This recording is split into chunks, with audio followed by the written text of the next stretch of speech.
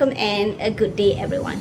Imagine you are at work and your manager check every email you send, ask for the updates every hour, and wants approval for every small decision. At first, this may seem helpful. However, over the time, it can become frustrating and stressful. This situation is known as micromanagement, and it is topic of my poster today. I choose this topic because micromanagement is a common issue in many workplaces. It affects trust, communication, and employee performance.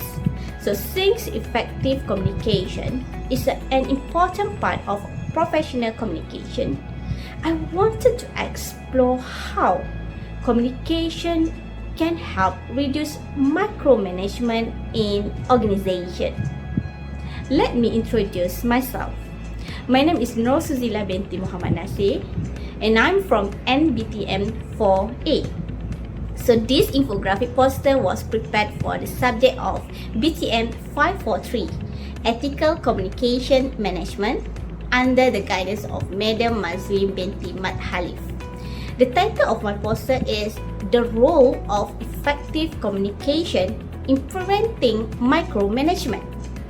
Micromanagement is the leadership style where managers excessively monitor and control employees' work. Although supervision is important, excessive micromanagement can reduce trust, autonomy, and effective communication in the workplace. One of the questions I wanted to explore was, why does micromanagement happen? There are several common causes. The first is lack of trust. Some of managers may feel that employee cannot complete tasks independently. The second is a fear of mistake, where managers want to avoid error by controlling every detail. Other causes include poor delegation, unclear communication, and limited employee involvement in decision making. As a result, communication becomes one way rather than collaborative. Next, let's look at the impact of micromanagement. For the employee, micromanagement can increase stress, lower motivation, reduce confidence, and limit creativity.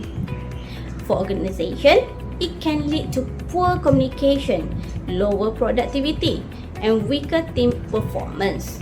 So when employees feel that they are constantly being watched, they may become less willing to share ideas or take initiative. To better understand this issue, I related it to the several communication theories from the course. The first is credibility and trust. Trust is the foundation of effective workplace communication. When managers constantly control employees, trust may decrease and professional relationship can become weaker. The second theory is active listening or the Harrier model. Effective leaders should listen to employees' concern, idea, and feedback instead of simply giving instruction. So active listening helps improve understanding and communications. The third theory is perspective taking. Managers who understand their employees' viewpoint are less likely to rely on excessive control. Instead, they are more likely to support and guide their team. The fourth theory is team communication. So high-performing teams require trust, collaboration, and open communications. So micromanagement can weaken this important element. So how can organizations prevent micromanagement? There are several practical strategies. First, organizations should encourage active listening, build trust, delegate responsibilities, encourage feedback, and communicate expectations clearly. Leaders should also focus on outcomes and results rather than constantly monitoring every step of the process. However, I believe micromanagement is not always negative. For example, it may be useful when training new employees or managing high-risk tasks that require close supervision. The problem occurs when monitoring becomes excessive and begins to affect trust, communication, and employees' confidence. In conclusion, effective communication plays an important role in preventing micromanagement.